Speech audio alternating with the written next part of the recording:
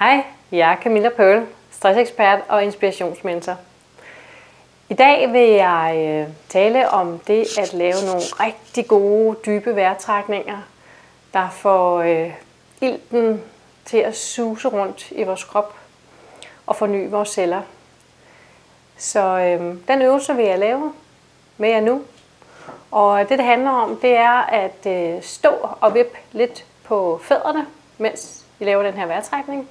Og så luk øjnene.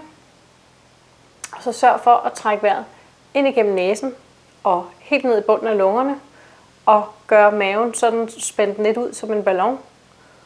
Og så, når du har holdt vejret der i nogle sekunder, så pust luften ud igen gennem munden. Den her vejrtrækning, den kaldes en diafragmatisk vejrtrækning. Og det er en vejrtrækning, som alle nyfødte og små børn, de gør helt naturligt. Når vi så bliver lidt større børn og unge og voksne, så er det meget almindeligt, at vores vejrtrækning går hen og bliver til en overfladisk vejrtrækning, der kun ligger heroppe i vores øvre brystkasse.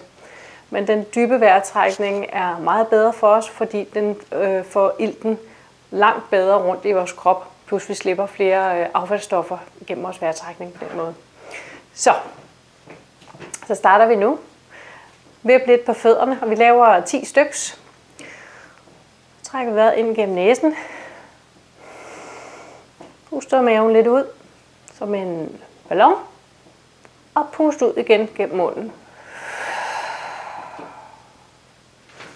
Og igen.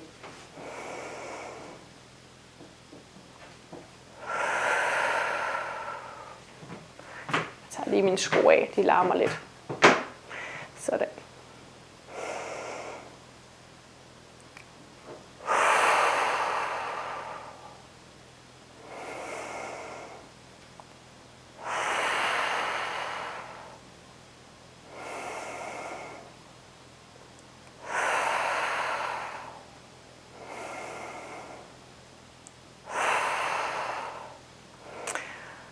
Og det hvorfor det er så godt at bevæge sig, og bevæge fødderne op og ned og få gang i hele kroppen, samtidig med at vi laver de dybe vejrtrækninger. Det er simpelthen fordi, at når vi bevæger os, så har vores krop brug for mere ilt.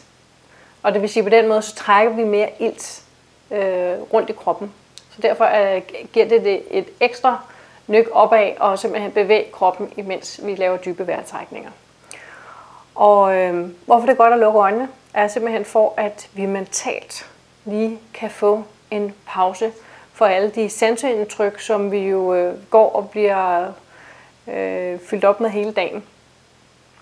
Mentalt er vi jo på hele dagen, især også, det er blevet så almindeligt at sidde på skærme og telefoner og iPads. Det er meget hårdt mentalt, og det kan vi godt blive stresset af. Så når du laver den her øvelse, sørg for at give dit hoved og dit sind en pause ved at lukke øjnene, så du ikke får indtryk visuelt ind gennem dine øjne. Og så bevæg fødderne og træk vejret dybt ned igennem lungerne, og pust ud igen gennem munden. Jeg vil anbefale, at du laver den her vejrtrækning en gang i timen. Det er det allerbedste. På den måde så holder du din energi ved lige. Det er ligesom at få sådan et kæmpe energiboost, når vi laver den her dybe vejrtrækning. Og hvis du tænker, at det kan du altså ikke stå og lave på dit arbejde, hvis du sidder på store kontor for eksempel, eller sidder på kontor med en anden, jamen, så gå ud på toilettet eller et rum, et mødelokale, et sted, hvor du kan være for dig selv, og så lav de her vejrtrækninger. Det tager jo ikke særlig lang tid, og det har en super god effekt på dit energiniveau. Så kom i gang med at lave vejrtrækninger. Det var alt for i dag. Hej.